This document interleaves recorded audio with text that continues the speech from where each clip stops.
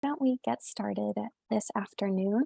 As I said, my name is Jennifer Clayton. I'm the Attorney Wellbeing Program Manager for the New York State Bar Association, and this program is introducing the 8 pillars of the Attorney Wellbeing Program. A quick agenda overview. We're going to do greetings, expectations for the day. We're going to define the Wellbeing Program and its mission, and also identify the 8 pillars, then just do a quick review and open it up for any questions. That being said, feel free to throw things in the Q&A feature, and I'll try and keep an eye on those as we go through. Before we really get into the bread and butter of the presentation, I wanted to take a moment of gratitude. I myself am so grateful to be here in this position, and I wouldn't be here without countless individuals. So I wanted to take a moment to recognize the Lawyer Assistance Program. Stacey Whiteley has been an incredible mentor since I started 6 months ago. Lawyer Assistance Committee and the Judicial Wellness Committee both have been operating for decades and offering support to lawyers, particularly around substance use, alcohol, and mental health. The Task Force on Attorney Wellbeing, which put together the task force report, which will be referenced multiple times throughout this presentation, and is a big reason for why I'm here today in my role. And then the Attorney Wellbeing Committee, chaired by Libby Carino and Honorable Justice Peters. And the entire committee has been working towards strategic planning, and we're working congruently and cohesively to try and really work towards this wellbeing program and the wellbeing movement. And then other countless wellbeing leaders. This is past and present, locally and internationally. Again, it is not lost on me how many people have been advocating for this movement for so long. So I just wanted to take a moment to recognize all of the people that have been involved in this. I also wanted to just go through the intended expectations of today, what you can expect from me. What you can expect from me is an authentic snapshot of the current state of the Attorney Wellbeing Program. A conversation Stacey and I had on, I think, my first day on the job was that it's a unique opportunity because I'm building the plane while flying it. So I want to be transparent with that and say that this is all new and developing and really open for feedback and as we evolve. And then what I want to expect from you all is an hour of receptiveness and openness, because this is growing and this is new. And also, I know sometimes these programs will start with a mindfulness moment or a centering moment. And I think those can be really powerful, especially with regard to like a mindfulness practice. But it's not necessarily my style. And again, lots of respect to those types of practices, but it's not my style. So what I will say is you've carved out an hour of your day here. So use that time for yourself. My fellow multitaskers here, I know a lot of you probably have split screens going, or you've already minimized this program. If that's the case, I would just challenge you to just keep this screen open. You don't have to have eyes on me at all times. You can doodle on your notepads, maybe grab a bite to eat. But if you've carved out this hour, use it for this program. All of that being said, a more formal introduction of myself. As I've said multiple times, I'm Jennifer Clayton. You can see I got my license in social work from New York State, my master's degree in social work, and my bachelor's degree in social work. But I really don't think that gives a good synopsis of why I'm here for the Attorney Wellbeing Program Manager position. So when I started, when I graduated with my bachelor's degree in social work, everyone had told me that's a 5-year career plan. You were going to burn out and you better have a plan B. So at 22 years old, when I graduated, I thought, I don't feel like I'm in a rush to start that 5-year long career. And my only aspiration as a child, my dream job, was a waitress. So I went and worked at TGI Fridays for a couple years after getting my bachelor's degree because I really just wasn't ready to commit to the title of social worker. That was an entire identity that I was going to be devoting my life to. And that felt like a commitment that I wasn't ready for. I eventually made my way there. As you can see, I'm here with my license, but unfortunately, a lot of that feedback was correct. I found myself shortly after getting my license in social work, burning out, and I was really upset because I felt like they were right and I didn't have a plan B.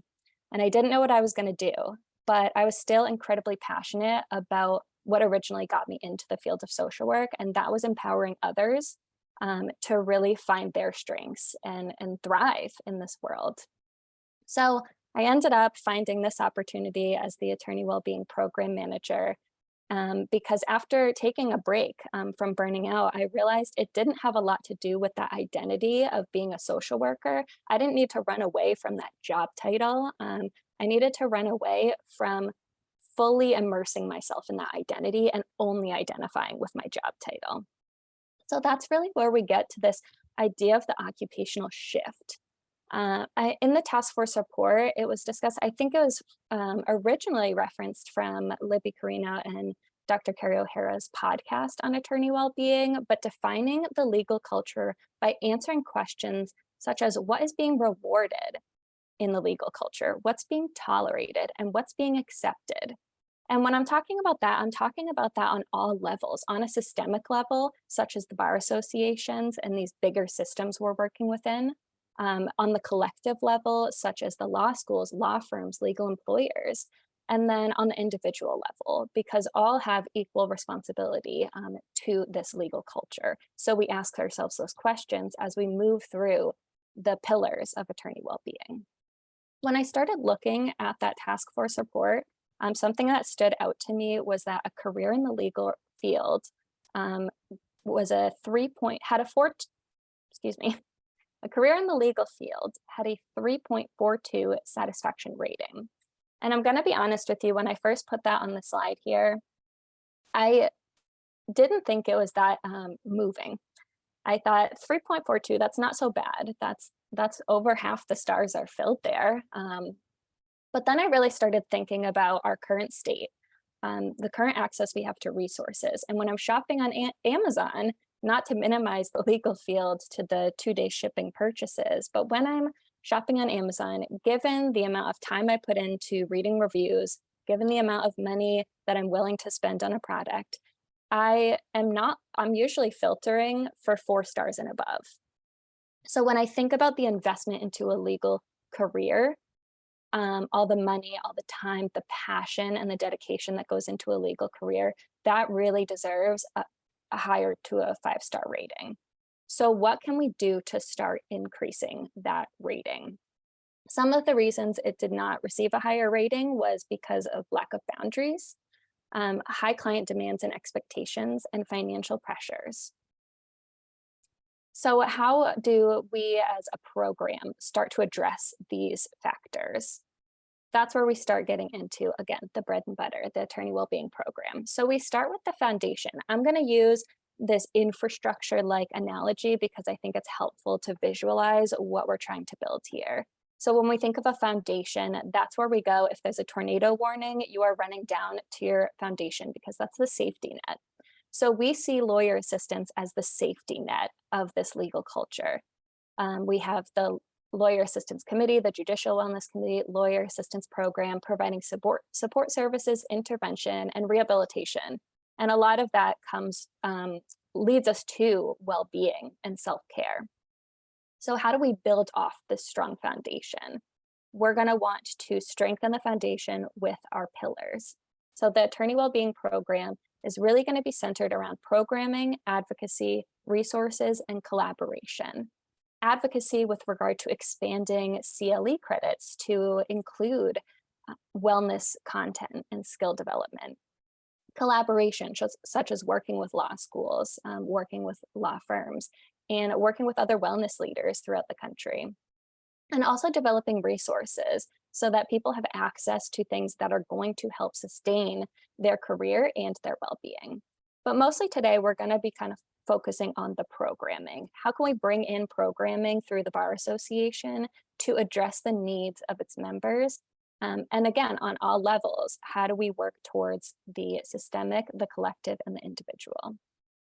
So the task force report here, when I was looking through it, said that 85% of participants of the 2020 survey believed that well-being programming was important. The content around that programming was highly requested to be around work-life balance and stress reduction. So how do we get programming to address work-life balance and stress reduction? Wanted to break it down to the different types of programming that the Attorney Wellbeing Program will be offering. To start, we'll have informational programming, and this is something we've all probably participated in, something similar to today, where it's really introductory, giving a taste of what a certain program or service is about. We'll be offering education and just information about a certain topic. These types of programs will be free, accessible, kind of drop in, that you can, again, just drop in when you have the availability for or the interest for. That will be individual programs offered on a frequent basis. There'll also be practice level programmings, and these sometimes go hand in hand. So practice level programmings, again, something we've all probably participated in. We've had a meditation series that went fall into winter this year by one of the Wellbeing Committee members, Ann Lipinski. So that's something like that, a practice level program where someone might come in like Ann and do a meditation. It's free. There were multi-sessions, so people could drop in every Friday at noon and just do a half-hour meditation and just really explore the practice of meditation in their workday as a part of their job. And hopefully that will help them build up those habits a little bit further. And then the last type of programming that will be offered is skill development programming. And these are really going to be skills-based workshops. They'll be offered for individualized, personalized cohorts, and will offer CLE credit. And that's for individuals who maybe have taken informational programs, taken the practice programs, but are looking to invest a step further and go beyond to building skills and healthy habits. And the last box here is just highlighting other ways, other channels and avenues in which we might be getting this information across. And that's through newsletters, articles, blogs, videos, things like that. And that's really for purposes of outreach, destigmatization, and sharing the real life experiences from peers in the legal fields. Going back to the skill development program, I did want to take a moment and highlight the Wellbeing Committee's first signature program. The Signature of Wellbeing Committee program is a skills-based program. It will be co-sponsored by Women in Law. It's entitled All Rise. So again, taking that step further to invest in 5 sessions across 10 weeks. It's a groundbreaking program that was designed to create change from the inside out. And it'll be hosted by Amy Johnston, who's a mental health professional in Chicago, and Ashley Frankel, who is an attorney and a wellness coach in Canada. So the website and waitlist are there, and that is the first signature program of the Wellbeing Committee and the first skills-based program. Now getting into the pillars. We've talked about the word pillar a few times, the 8 pillars of attorney well-being. And when I was designing this presentation, I just came up with this vision. I'm going to do the definition of a pillar to really solidify my point and my analogy here. And I looked up the first definition, and I think the definition said a concrete column that is like a tall concrete column. And I was like, that doesn't actually get my point. But I scrolled down to the next marker on the definition, and it said something regarded as providing reliable and essential support. And that's really what we're talking about here. Again, building off the foundation to give us reliable and essential support that'll guide us through our career. So what are the 8 pillars of attorney well-being? These are not new concepts here. I first learned about the wellness wheel, I think, back in high school. And my health teacher had used the analogy that if you were riding a bicycle and the spokes on the wheel were made of these types of well-being initiatives, and one thing was broken or not getting attention, that your bicycle would ride very wonky and that you wouldn't be a good bike rider. You wouldn't have a good time riding the bike. And so I have always sat with that analogy, and I'm using that with my pillars. So an analogy of basically to say that if one of these things are not getting attention, if one of these things is weakened for whatever reason, then the infrastructure is going to weaken. And that's going to put more stress on the other pillars. And eventually, if these things aren't addressed, they will crumble, and we will have to go back down to the foundation and utilize those services to start building back up. So we're talking about building off the foundation, strengthening the pillars, and sustaining that so that it is working at all times. Because again, if there's no tornado, what does our infrastructure look like? When it's raining, when there's different elements, we don't necessarily need to be back down in the basement, hunkering down, but we do want, four walls and some protection. So these are the 8 pillars. And what we want to do is combine the idea of the 3 types of programming in addition to the newsletters and other content, and the 8 pillars, and how do we organize that in an effective way. So we're going to start talking about the 2023 and beyond, the programming. So regularly scheduled programs. Starting for January, we're on the last day of the month here, so we can't be expecting too much. But for January here, we're going to be really, again, one more time, building off that foundation. So what I'm asking here is just taking stock. So thinking about the current resources and services that are available and provided. We all have one, which is the 24/7 confidential hotline from the Lawyer Assistance Program. And then thinking about what supports we have in general, our social supports, our mental health supports, not just in your work, but just in general. And then thinking about an initial inspection. So when we're going through the other months here, throughout the 2023 overview, what are the initial feelings and reactions? And thinking about what some of your current behaviors are. So when we're talking about financial wellness, what are your initial feelings? Does that give you stress to think about financial well-being? What are your reactions? If that doesn't apply to you, why do you think it doesn't apply to you? If you're feeling like you don't need to worry about finances, maybe that's an indicator that it's time to look at something further, like goals and investment. So just thinking about your current state of affairs with regard to your well-being. So next month, we'll have occupational wellness. I think this is what we talk about a lot when we talk about work-life balance. And I think this is important to highlight that occupational wellness is just 1/8 of our 8 pillars.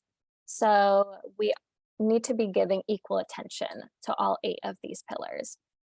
So with occupational wellness, we're going to be talking about how to have successful development through transition, how to really have solid identity through ethics, finding balance through boundaries, and sustainability through accessibility. And what I mean by that is how in the occupation of, or the profession, the legal profession, how do we see, how do we offer support through development from law school to starting the career up through retirement? What do those transition periods look like? And how can each level, the systemic, the collective, and the individual, be going through these processes?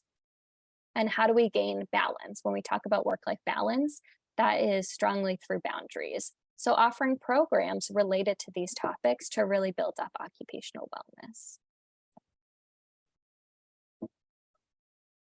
And for March, we'll be covering physical wellness. I think this one's pretty self-explanatory, but I do want to note we're not talking about, these little icons I created here. We're not talking about every attorney going and deadlifting weights and getting a full 8 hours of sleep and going and getting specialty medical treatments and following a keto diet. We're really just talking about the recognition that all of the pillars are connected. Our physical wellness is directly correlated to our emotional wellness, which is directly correlated to our occupational wellness. If we're not sleeping adequately, we're not performing on the job adequately.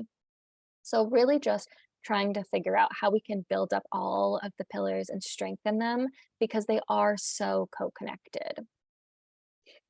Some programs that will be offered, we have Ann Lipinski that did the meditation series will also be doing another series, a meditation series, in addition to some nutrition content as well. And I also wanted to point out the current perks and offers on the Attorney Wellbeing Program's website, which was presented by the Attorney Wellbeing Committee. Robert Hertz has put together some relationships with vendors to offer discounts, which was one of the requested items in the 2020 survey, was how could we address physical health for members, and that was to offer discounted memberships and equipment. So the Wellbeing Committee is also already working on that. In April, we'll start to talk about financial wellness, and that's to say learning financial literacy and security, how to fund school and manage a career, and also talking about dynamic resources and assistance. We can't necessarily expect law schools to start dropping their tuition rates. We can try and advocate for that, but let's talk about realistic and creative solutions to some of these barriers that students are facing with regard to funding school, and also that individuals are facing when managing or sustaining a career, especially for solo and small firms. In May, I hope that individuals that are on this program will come back around as we do an assessment and inspection. So with work from Dr. Carrie O'Hara, I'll be able to build a self-assessment dedicated to members to really figure out what needs attention and what might need a break with regard to the 8 pillars. Also, things we'll be talking about are boundaries and balance, because again, we cannot talk about work-life balance and sustaining a career without boundaries. For June, we'll talk about environmental wellness, and I think this one is not so much self-explanatory, and that's why I wanted to throw again, we're talking about this inverted pyramid on every slide here, but I wanted to throw it in here because I'm not saying that on top of being an attorney and feeling the weight of that on your shoulders, you also need to worry about your personal impact about the climate change. What I am saying is to have a realistic awareness about the impact, both on an individual level and a collective and systemic level. And with that comes conversations regarding environmental social governance. So really, how can law firms be answering questions related to ESG? So we'll have programs related to that in June. Back to the more self-explanatory, we have social wellness. And what I'm talking about here is our individual identity. So looking at our time management, when we're home, are we spending too much time escaping our personal interests? Are we participating in hobbies that we either once had or wanted to get into? And what's our social capacity? A lot of times people might feel like they don't have the energy to partake in some of their hobbies or meeting up with their friends. But realistically, it's because it's too much withdrawal and isolation that's happening. When we are talking about time spent with others, what does that look like? Is it a positive community? Are you truly building productive connection? Are the people you're surrounding yourselves like-minded, supportive? Are they uplifting?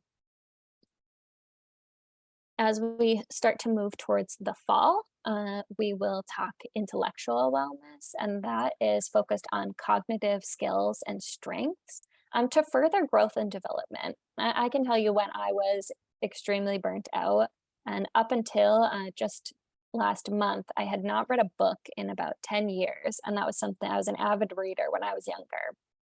But I did not feel like, with the stress of my job and with my attention span in this day and age, I could not sit down and read a page, let alone 300 pages.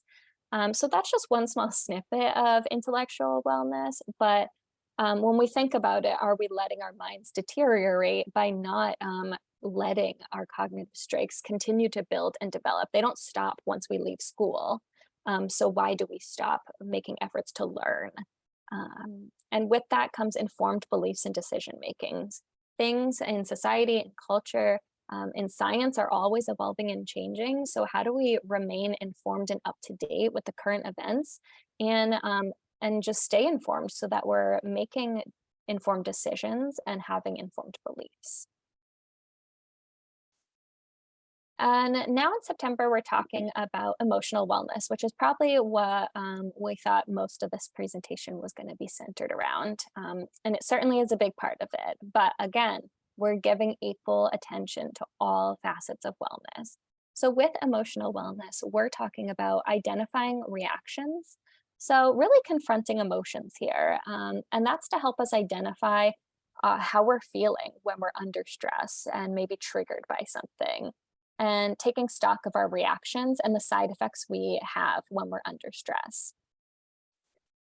And once we have a grasp on that, we'll be able to develop skills. So develop more adapting coping mechanisms and recognizing what some of our maladaptive coping mechanisms are. Maybe when we're stressed, we move towards drinking alcohol excessively, or even something simple as binge watching Netflix. Both maladaptive coping skills when we're talking about responding to stress.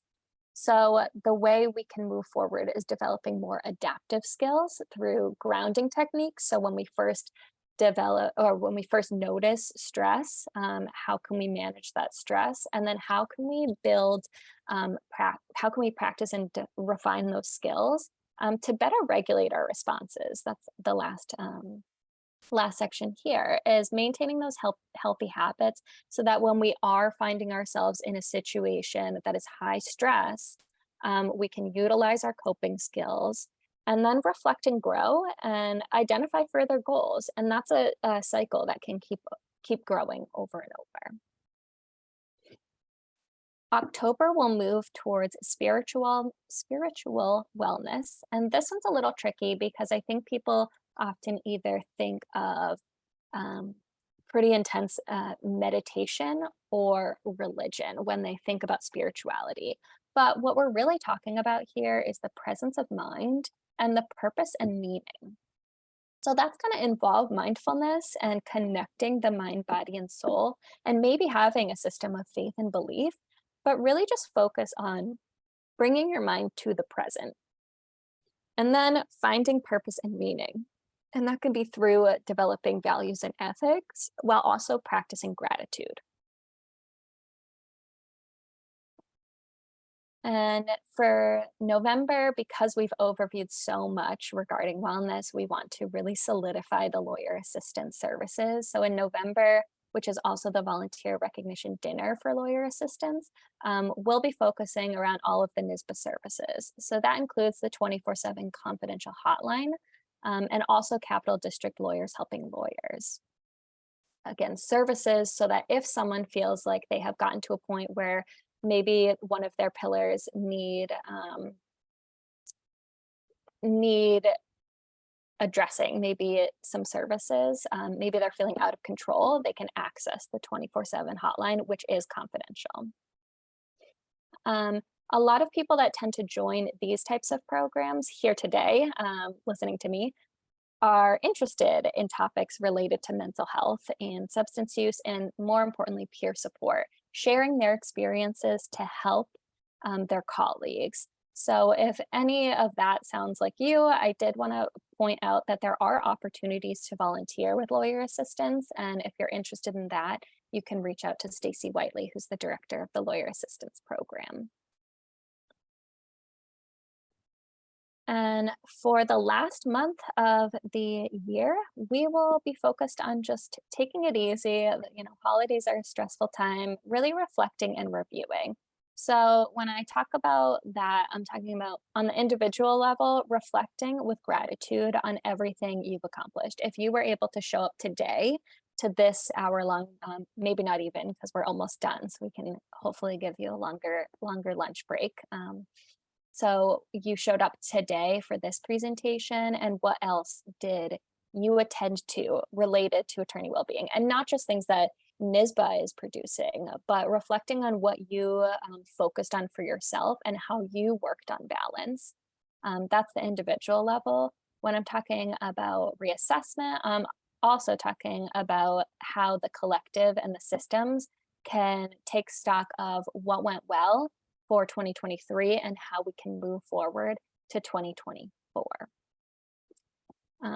I guess when I'm talking about reassessment, I'm also talking about maybe utilizing the self-assessment again to help prepare for the next year. Because I think it's important to always reflect on how how the year went, and not necessarily the year, because some people don't feel that the New Year's resolution type mindset, but really reflecting on how you were at one point and how you once coped with a stressor and how you cope now, and see what is different and what has changed. So, with that, here is just a general summary of the 12 months for what we can expect for programs in terms of the topics and what they'll be focused around. And are there any questions?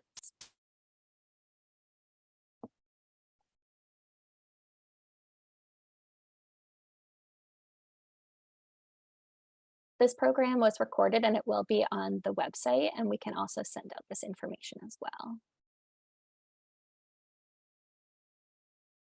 Thanks, Libby. And again, a shout out to Libby Carino, Chair of the Wellbeing Committee, who has been instrumental in all of the work that the Wellbeing Committee and myself have been doing.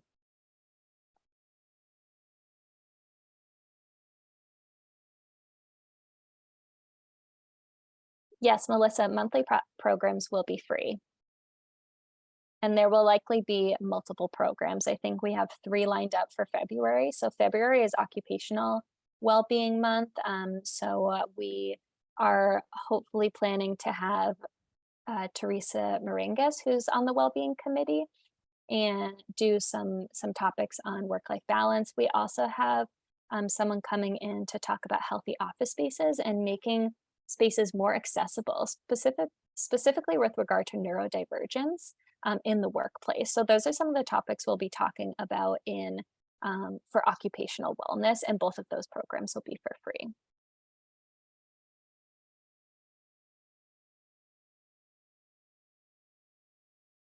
And your other question, Melissa, this will be for most of the free programs will be for everyone, not just members.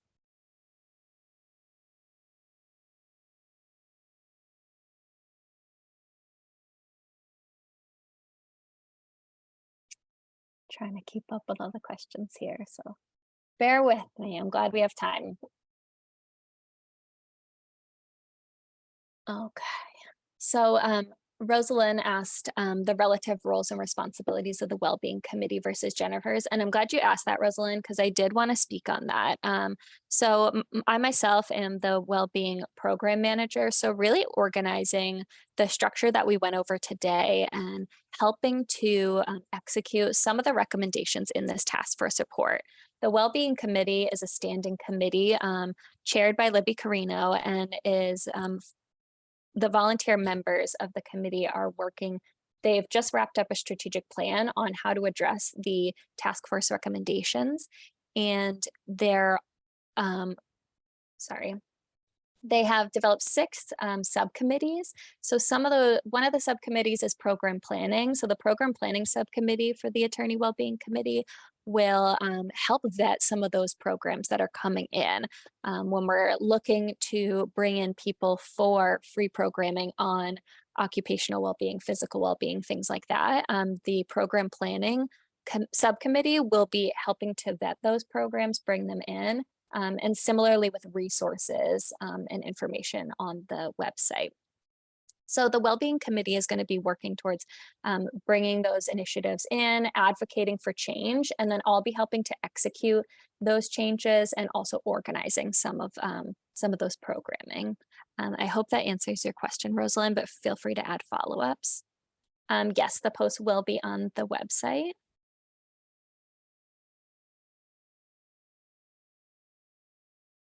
And right now, we don't have volunteer opportunities through the Wellbeing Committee itself, aside from being on the committee. We are certainly still in the strategic planning phases if there are additional opportunities, but volunteer roles with lawyer assistance are surrounding peer support.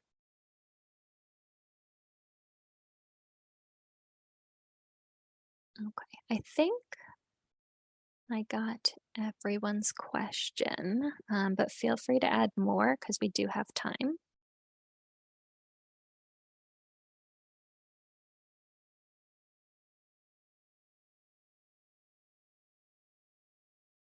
Okay. Well, I don't want to make everyone sit here if there's no further questions. Do you plan to have local subgroups by reason? Susan, that's certainly one of the questions that the program planning subcommittee for attorney wellbeing will be discussing. So again, they're going to be focused on figuring out how to execute some of the recommendations. One of the recommendations in the task force report is to have opportunities for um, attorneys and legal professionals to connect and share their experiences, such as a online forum or in person. So we're still in those development phases, but that is absolutely on the docket for planning. So thank you for that question.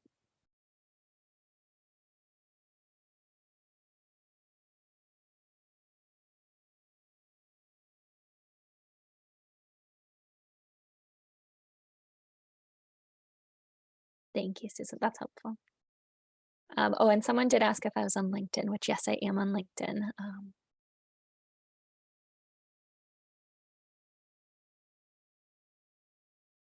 Okay. Well, I think with that, we can call it a day. Again, I hope that all of you carved out an hour for yourself. So I'm now expecting everyone to take a 20-minute break.